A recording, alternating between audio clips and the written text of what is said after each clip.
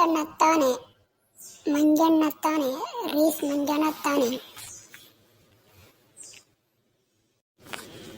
ನೋವೇ, ಮಂಜಣ್ಣ ಅಲ್ಲ, ರೀಸ್ ಮಂಜಣ್ಣ ಅಲ್ಲ. ಮತ್ತಿನ್ಯಾರು? ನಾನು ನಿಮ್ಮಪ್ಪ ಕರಿಗೌಡ. ಏನಪ್ಪ ತಲೆ ತುಂಬ ಕೂದಲು ಬೆಳೆದವೆ?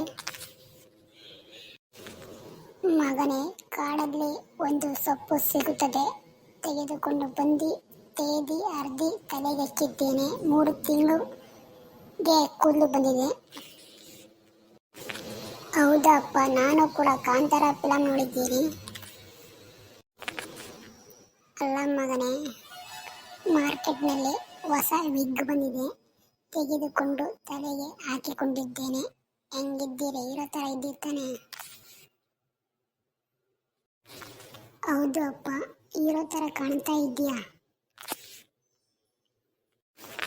ಥ್ಯಾಂಕ್ ಯು ಮಗನೇ.